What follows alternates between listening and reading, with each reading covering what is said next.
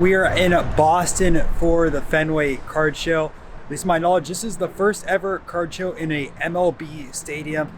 Super excited because the Boston Red Sox have a rich baseball card history dating back to the early 1900s. So we do at the show.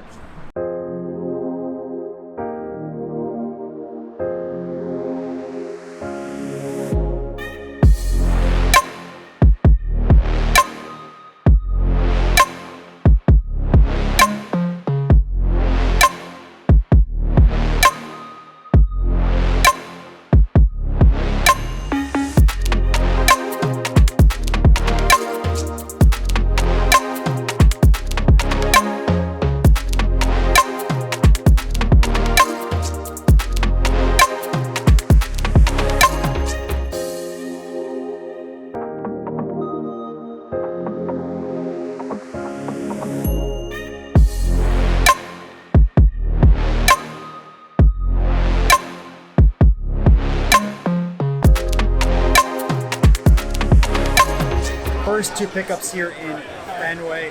First is a George Sisler top Sterling 5-piece bat. The other George Sisler is he batted 400 twice in his career. We know that is a huge benchmark today, but he did it early 1900s. And I got the sick dual autograph of Randy Johnson and Kurt Schilling. Both, I believe, will make the Hall of Fame one day. I know Randy Johnson is, and Kurt Schilling has great stats, but not a lot of people like him. So I picked up both these for $255. Next pickup is this chunky bat relic of Jackie Robinson from Upper Deck Epic Materials. Collected a lot of Hall of Famers as a kid from the set. Jackie Robinson on this card is numbered to 15. Picked it up for $90. And as much as I wanted to keep that Jackie Robinson part of my Epic Materials PC and Hall of Fame card collection, I had to move it because later on in the show, I would pick up a Grail relic card for my collection, something that I've been looking for years and I couldn't believe that I found. Also, I already had this Jackie in my PC, so I didn't mind moving the bat, but you can never go wrong with multiple relics of a player. The next purchase was a slot for $500. It's headlined by a Bryce Harper RPA from Triple Threads and a Magic Johnson jersey autograph numbered to 25.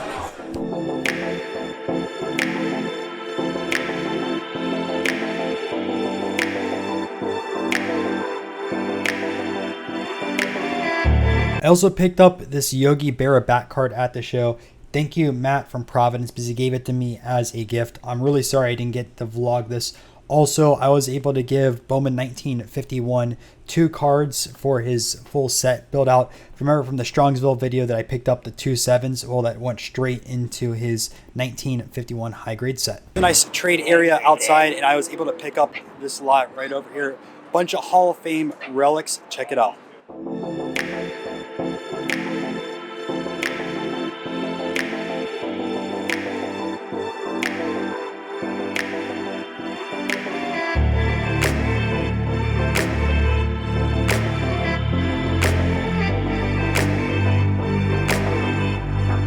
Well, guys, it's been a heck of a day at the Fenway Card Show, and Ryan decided to ask us about the app. Okay, I'll tell you a little about it. It is Card Shop Live, iOS and Android. Go check it out. Basically, if you like live buying and selling of cards, if you want to have a pack rip for you, if you want to get into breaks, all of these things are available on Card Shop Live. It gives you notifications when breaks go live. When you get in, you're able to buy and sell by getting in discussion groups to someone else if you don't like your team. You can do all kinds of things, but honestly, you're never going to know if you don't download it and give it a try. So go out, try it out, Card Shop Live. If you don't download the app, Jesse's going to hunt down your family. You can check my profile link down below. I'm going to be going on here weekly selling my cards from card shows and also for the first time doing some breaks. So check it out in the link below. One of the cool things also about the show was a free break put on by Big Night Breaks, which is another company owned by Chris Costa, who runs this card show. And I actually won one of the different slots. I think the boxes were Optic and Crown Royale, and the team that was selected was the Toronto Raptors. Now, I don't know much about basketball cards or if there's any big names on Toronto, but you guys can see some of the cards that I ended up winning in the break. It looks like there was one Optic rated rookie.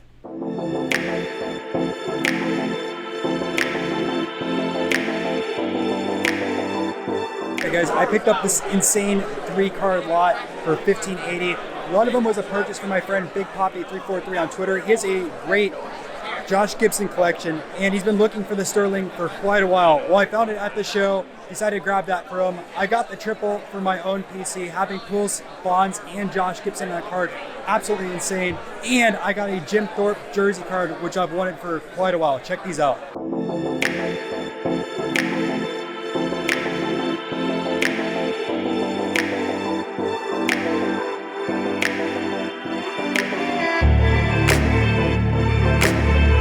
Jim Thorpe and Josh Gibson were really high up in my RELIC PC, players that I did not have represented, so I was thrilled to be able to grab both of them in one deal. Jim Thorpe, if you're not familiar with him, is probably the best athlete of all time. He was a gold medal winning Olympian, played baseball, and is a part of the college and NFL Hall of Fame. Also played a little bit of basketball. Just, if you look up everything that he did across his career, it's amazing. And Josh Gibson was considered the Black Babe Ruth in the Negro Leagues. He was actually the second Negro Leaguer elected to the Baseball Hall of Fame shortly after Satchel Paige.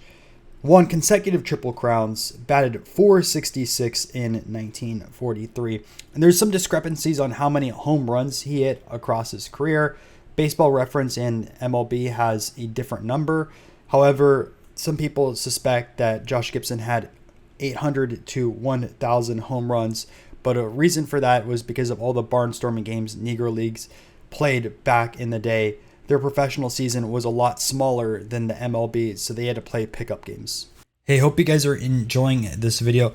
Real quick though, if you guys want to join a community of over 1,300 different collectors, I have a Discord server which is linked down below in the description. It's free to join, and here you guys can talk anything about baseball cards, all the way to cricket or non-sports, make some trades with other members within the community. Best part, it is 100% free, so make sure to click the link down below in the description and join. Another lot pickup. This is a little bit of a mixture of everything. Paid $200 for it. Take a look.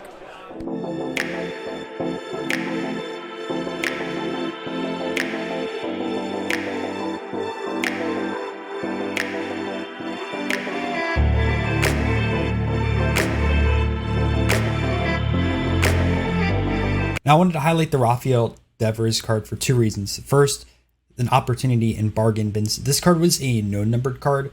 If you aren't familiar with Allen Ginter no-numbered cards, they are numbered to 50. There's no serial number on them, but they're a built-in short print every single year within the set. So if you can find one of these of a star or of a rookie, it's worth picking up in a bin because there's collectors that would want those.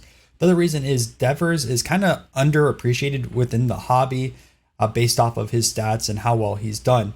Now, back in 18, everyone was going to be chasing Soto or Acuna or Tani, and Devers was kind of left behind. But if you take a look at his stats right now, he's 25 years old, already has 123 home runs, 13.3 WAR.